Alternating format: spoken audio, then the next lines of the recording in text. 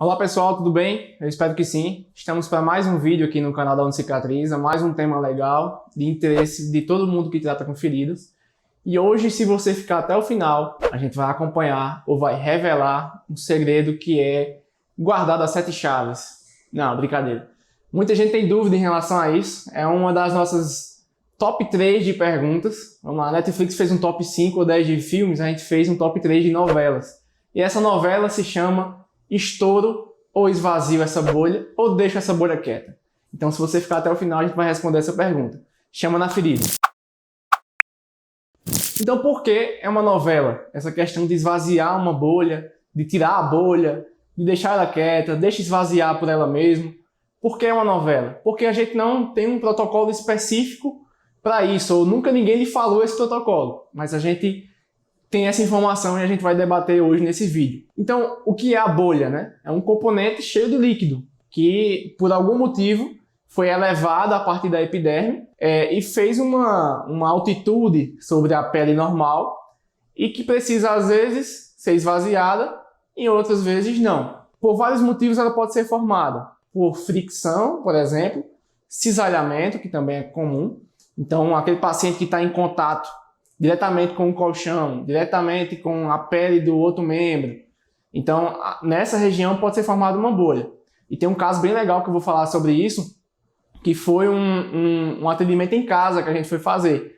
É uma paciente que ficava o dia todo, ou fica o dia todo ainda, foi recente, numa cadeira do papai, que é aquela cadeira do vovô, né? Que chama cadeira do papai, cadeira do vovô, que é uma cadeira mais confortável, que ela reclina, levanta os pés. Então, essa senhorinha, ela é restrita ao leito. Só que o leito dela é a cadeira. Então ela fica na sala com a família o dia todo nesse sofá, só vai para a cama quando vai dormir. Então o primeiro atendimento dela foi uma lesão na região do calcâneo. E essa lesão já era para estar fechada, a gente estranhando que não estava fechando. E aí identificou que é a presença do calcanhar sobre a inclinação, sobre o apoio dos pés da cadeira do vovô. E aí a gente tratou essa lesão, está quase cicatrizada. Mas na terceira semana de curativos apareceu uma bolha no mesmo pé, só que no dorso do pé. E a gente sem explicação, né? A atadura não estava arrochada, não foi a fita que não teve contato com a lesão, a compressa, possivelmente, uma temperatura, um aumento em temperatura.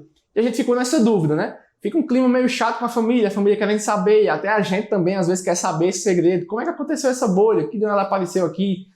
E aí, quando eu terminei o curativo, fiz o curativo das 2 lesões, bem direitinho, fiz todo o nosso protocolo de cicatriz de enfaixamento, a proteção, ficou esteticamente belezinha. Terminei, disse a ela, tá nova, como eu costumo falar com os pacientes. E aí, quando terminou o atendimento, ela disse assim, ela só fez assim, obrigado, e botou a outra perna em cima do pé, afetado. E aí a gente atinou, descobriu a razão. Então, a senhorinha, além de passar o dia todo sentado com o calcanhar, que eu fiz o curativo apoiado no encosto da cadeira do vovô, ela pegava um membro que não estava afetado por lesão e apoiava sobre o afetado. E aí o calcanhar do pé direito, por exemplo, machucava o dorso do pé esquerdo. Ela cruzava os pés. Então aí a razão do aparecimento de bolhas. O dia todo, esse pé sobre a pele, causando pressão, causando fricção, causando cisalhamento, quando a paciente se movimentava. Então o organismo reage de uma forma que é liberando sinais inflamatórios, liberando citocinas, liberando histamina, tudo para acabar com aquele dano, acabar com aquele impacto, ajudar a fortalecer mais aquela região. E aí o líquido sai de dentro dos nossos vasos, né, e vai diretamente para a pele, formando a bolha em si. Então quando você remove ou esvazia essa bolha, que é o ideal nesse tipo de lesão, a gente evidencia o grau de profundidade. No caso dela, só foi a epiderme a afetada. A derme não foi afetada, não foi danificada. A gente consegue evidenciar quando a gente tem uma sensibilidade muito grande. Muita gente pensa que quanto mais profunda a lesão, mais dor o paciente vai sentir, mas é o contrário. Quanto mais superficial.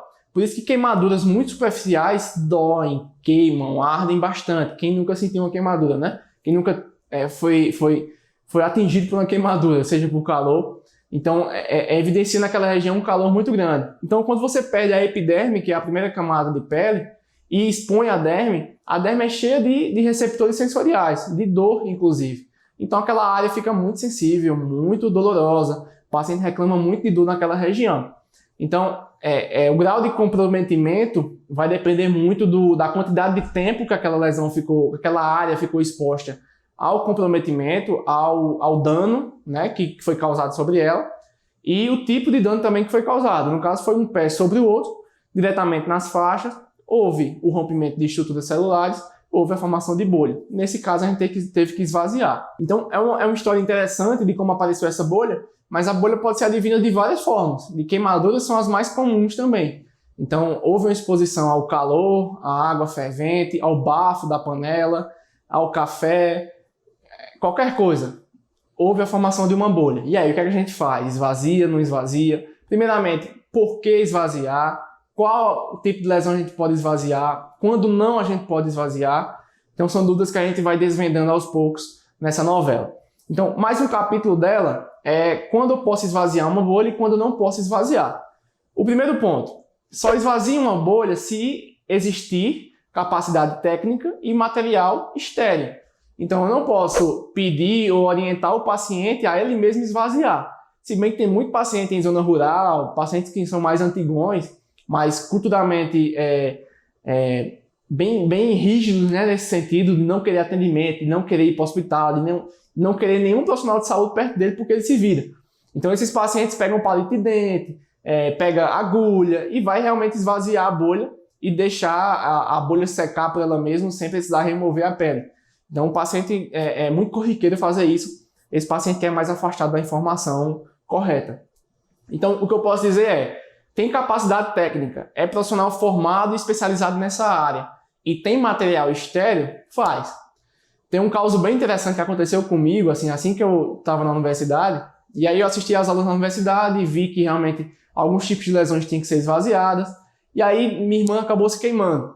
Eu fui muito inteligente, né? Peguei um alicate lá normal de unha que ela tinha e esvaziei a bolha, me achando tal, profissional de saúde da casa. Minha mãe ficou, ó, que lindo, um menino lindo, vai esvaziar a bolha da irmã, achando que tudo ia dar certo. Mas na verdade esse alicate, contaminado, claro, né? Porque era de uso comum da família, e acabou contaminando essa lesão demorou mais a cicatrizar. É um resumo, não era para ter mexido. A razão era a causa, a consequência, na verdade, mostrou que não era para ter mexido na bolha. Então, só esvaziar essa bolha, remover a pele com material estéril. Nunca usar alicate, agulha, cortador de unha, nada que seja pérfido cortante, que seja não estéril no uso, no trato dessa lesão, beleza?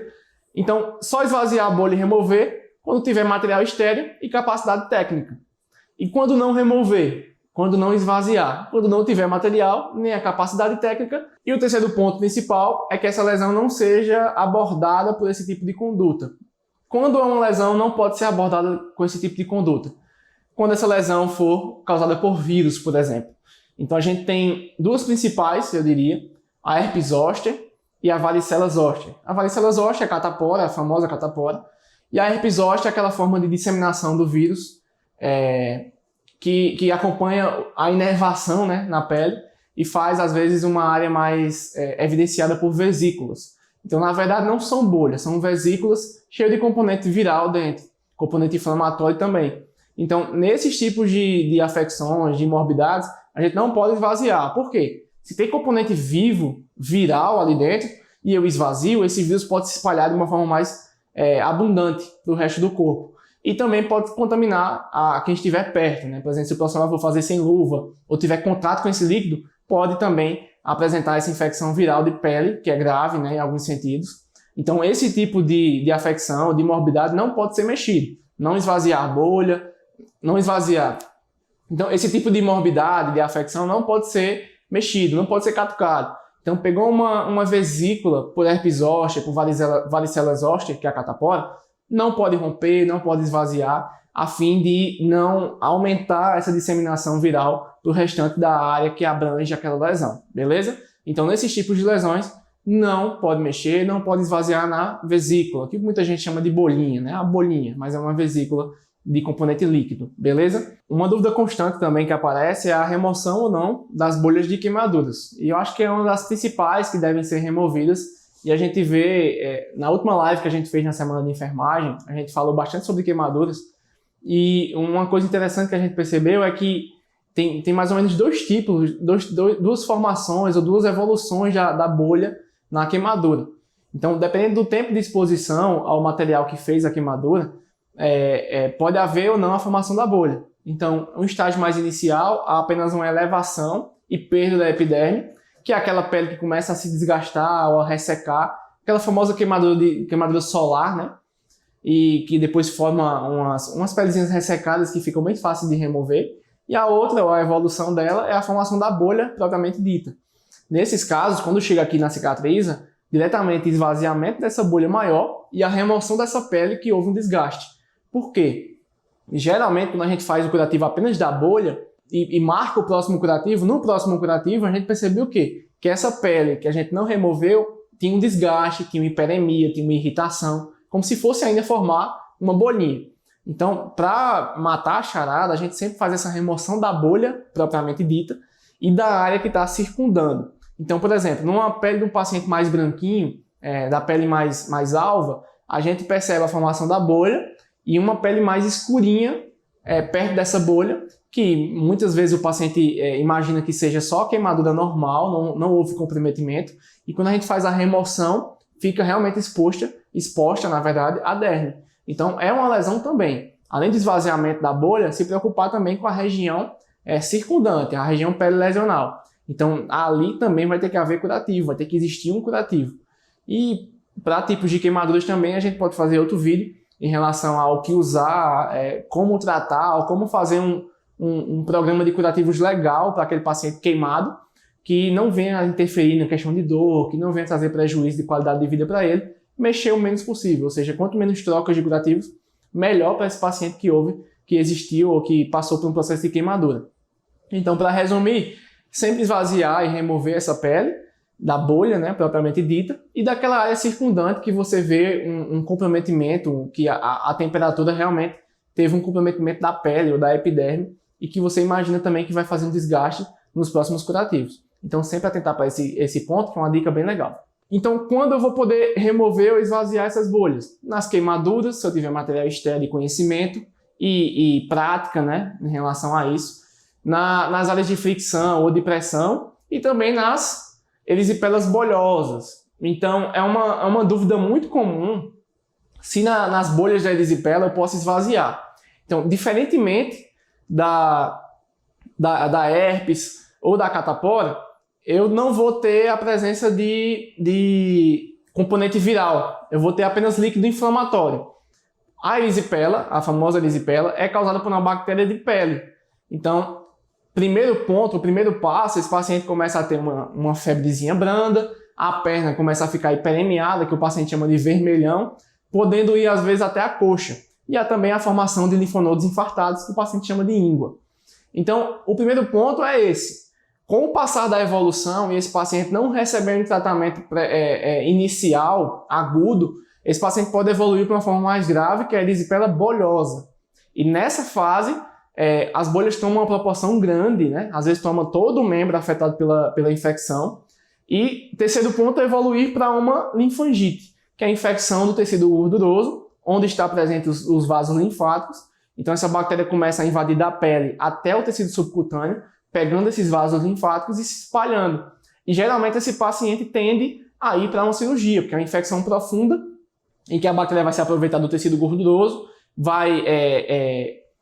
o paciente perde essa integridade tissular até a forma mais profunda, e corriqueiramente ele vai para a cirurgia para remover grande parte da necrose, grande parte do tecido morto que está ali, e fica realmente uma lesão bem extensa e complexa de ser tratada.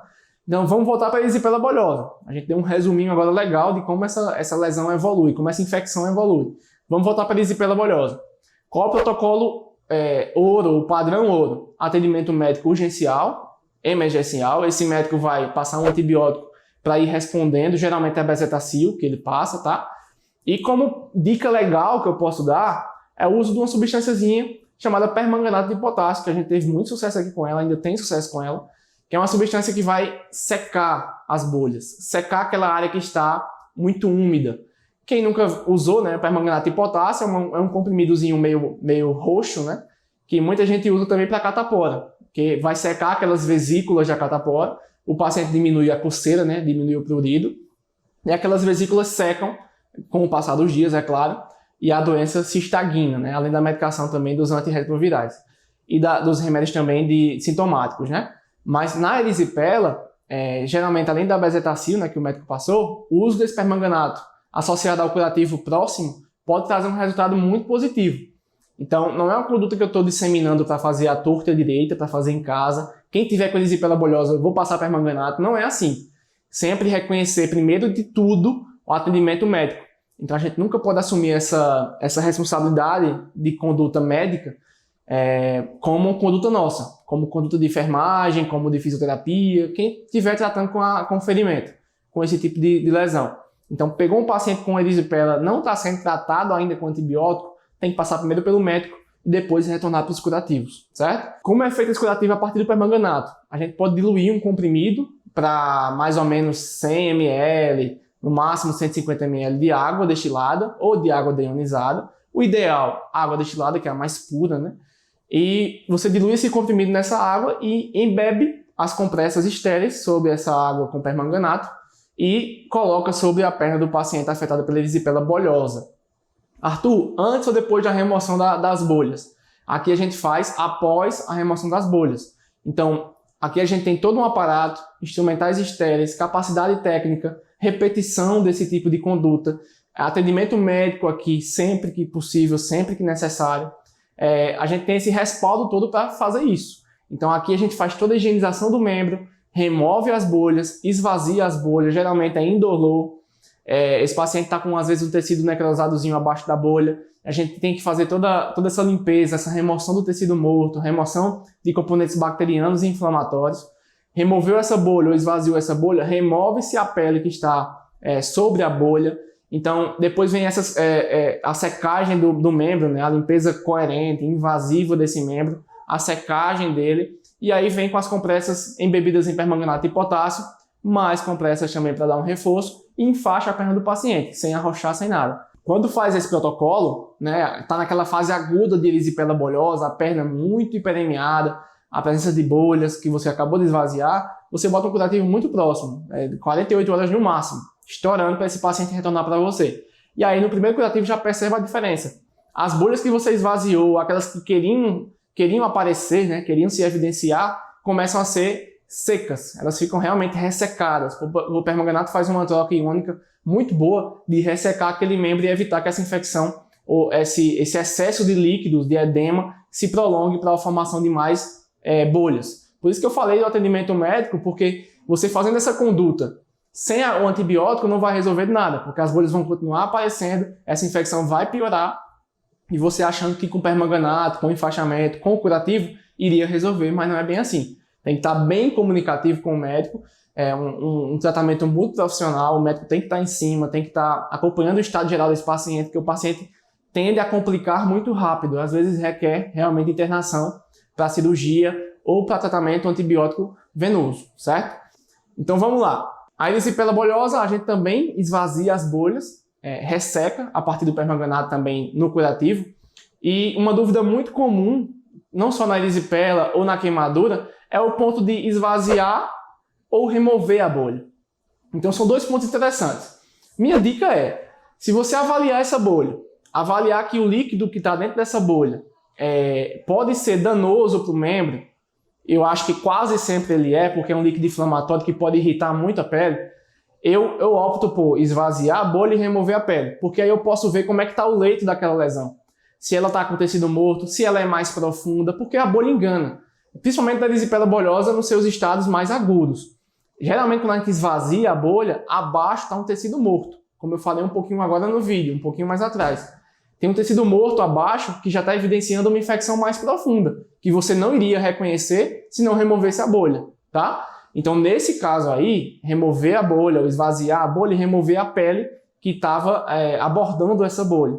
Então, minha dica é sempre reconhecer muito bem essa bolha, reconhecer o tipo do líquido que está presente nessa bolha e se essa pele ainda vai ser utilizável, né? Se ela é uma pele ainda que possa ser utilizada para esse paciente para fazer uma espécie de auto-enxerto, né? A pele voltar a ser o que era. Tem alguns casos específicos que eu não indico o esvaziamento da bolha, por exemplo. Teve um paciente da gente que foi acompanhamento fotográfico, né? Antes de vir para cá, mandaram uma fotinha. Era uma lesão, uma espécie de hematoma em um dos dedos do pé. Mas esse paciente não tinha pulso, segundo a equipe que atendeu. Então, nesses casos, eu não posso esvaziar o hematoma, não posso esvaziar aquela bolha que se formou com sangue, porque o paciente não tem pulso. Então, antes de esvaziar a bolha, de remover a pele que está perdida, é a verificação do pulso, que isso é essencial e é o nosso mantra para todos os tipos de lesões, né? Principalmente de membros inferiores. Então, nesse caso aí, se o paciente não tem pulso e eu esvazio e removo essa pele, o organismo ou aquela região vai precisar de mais sangue esse que o paciente não vai ter como mandar, porque ele tem algumas interrupções do fluxo ou tem entupimentos na sua circulação arterial. Então, já que está precisando de sangue e não vai chegar, tem uma grande chance daquilo ali necrosar, piorar e aquele paciente precisar de uma conduta muito mais invasiva, amputação de pé, amputação em nível de coxa, que é o mais comum às vezes para o paciente que tem problemas arteriais. Até uma revascularização, que é um gasto financeiro, um dispêndio financeiro gigante para o paciente. Tudo por causa de uma bolinha com sangue dentro. Então, nesses casos assim, é uma conduta mais conservadora que tem que ser adotada. Esperar aquela bolinha esvaziar, ficar olhando todos os dias, todo momento, para ela não aumentar, para não complicar, esperar ela ressecar, formar uma casquinha, né, que o paciente chama, e cair por ela mesma. Então, nesses casos, a gente não mexe. Mas, paciente tendo pulso, você sabendo que aquela bolinha ali pode causar alguma coisa maior, um prejuízo maior, pode ser porta de entrada para algum tipo de infecção, essa bolha tem que ser esvaziada e removida da pele. Até porque aqui a gente tem um material, tem um arsenal muito grande e muito robusto para todo tipo de ferida. Então, assim, eu esvaziei a bolha, eu vou ter o que usar. Posso usar uma gaze com petrolato, posso usar uma gaze com PHMB, posso usar uma espuma com prata, tem um bocado de produto para usar. Mas em casa, ou no seu consultório, ou no seu atendimento domiciliar, no seu ambulatório, no seu hospital, eu não sei o que é que você tem lá. Então, para remover a bolha, para esvaziá-la e não ter o que colocar, às vezes é melhor fazer uma conduta conservadora, esperar um pouquinho, aguardar um pouquinho, o organismo mesmo regredir aquela bolha, fazer uma espécie de debelar aquela bolha e se resolver por si próprio, né? O organismo dá seus pulos, como a gente fala aqui. Então, assim, avaliar muito bem, não só a bolha, até porque é uma novela muito conhecida que a gente tem aqui em relação a essas bolhas, é uma pergunta muito frequente dos alunos, e a gente tem a mesma resposta. Não é só avaliar a bolha, mas avaliar todo o conjunto. Quem é o paciente, como foi essa bolha, ele tem pulso, tem uma circulação boa, eu vou esvaziar, eu vou remover a pele, vou fazer o quê? Então, é uma dúvida muito comum, muito constante, que eu sempre indico essa avaliação muito correta. Se essa pele ainda vai poder ser utilizada, se esse paciente tem pulso, por que veio essa bolha, o que é que eu vou usar, que também é uma forma correta de se fazer. Então, tem todos esses pontos para serem trabalhados. Não é uma pergunta muito simples, né? Esvazio, removo ou não faço nada. É uma pergunta mais complexa que tem que ter essa avaliação dessas vertentes, desses pontos, para a gente chegar num destino, numa consequência. Então, a resposta para a pergunta da nossa novela, de esvaziar ou não as bolhas, é sempre avaliar o conjunto, sempre reconhecer no seu paciente, ou naquele paciente que acabou de chegar para você, se existe essa necessidade. Qual foi a causa da bolha, quais são os pontos que estão interferindo nessa bolha, se tem presença de infecção, se foi por queimadura, se foi pressão. Então, avaliar esses pontos e ver realmente a necessidade de um esvaziamento da bolha ou de uma remoção da pele. Um ponto que eu não trabalhei no início do vídeo e que é interessante também falar é essa possibilidade do esvaziamento. Existe possibilidade sim do esvaziamento dessa pele, principalmente em pacientes mais idosos, com a pele muito frágil, que às vezes fazem aquelas bolinhas por temperatura, às vezes é pela fralda, às vezes é em contato com o lençol, com o colchão. Então, essas bolinhas às vezes é melhor realmente só esvaziar. Por quê? O paciente já tem um déficit nutricional, já tem um déficit de integridade da pele, essa pele não tem mais a sua flexibilidade, a sua nutrição, sua hidratação normais. Então, assim, o ideal às vezes é esvaziar essa bolha. Uma agulhinha 40x12, uma agulhinha 25x7, às vezes uma agulha de insulina, dependendo do tamanho e da complexidade dessa bolha, esvaziar e tentar usar essa pelezinha como um auto-enxerto. Se você vê que no segundo, no terceiro curativo, essa pele não funcionou, não aderiu ao leito, realmente é melhor esvaziar, além de esvaziar a bolha, claro, remover a pele que ficou em excesso. A partir do segundo curativo, do terceiro curativo, de acordo com a sua evolução. Mas chegou no segundo, no terceiro curativo, no quarto, e essa lesão realmente está aderindo, essa pele aderiu realmente ao leito, seu leito inicial da bolha, realmente deu certo, mantém e bola para frente. Tem um caso muito comum, um caso muito interessante no atendimento a domicílio, de uma paciente que tinha bolha no seu corpo todo, mas não era doença de base nenhuma, a gente pensa logo em epidermólise, mas era uma paciente que tinha alergia a tudo, ao lençol, à temperatura. Então a filha dizia muito, eu não sei de onde vem essas bolhas, mas eu sei que é do ambiente, eu sei que é do calor, da temperatura, né? Do uso de roupa. Então ela foi diminuindo, mas continuava aparecendo essas bolhas. E a gente não tinha mais o que fazer, assim, não precisava, todo curativo a gente ia remover 5, 6 bolhas nela. E em conversa com a filha, a gente optou pelo esvaziamento natural. Não estava sendo mais possível esvaziar tantas bolhas e fazer curativo no corpo todo dessa paciente. E é uma paciente acamada, mais debilitada. Então são tipos de bolhas também que você tem que avaliar. Nem sempre é necessário, nem sempre é fundamental a remoção daquela bolha ou o seu esvaziamento.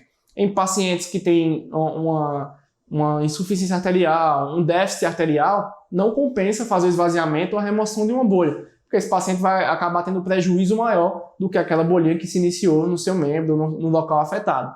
Então sempre avaliar muito bem o conjunto como um todo, para poder ter essa iniciativa de esvaziar ou não esvaziar, de remover ou não remover. Beleza? Se você gostou do vídeo, curta.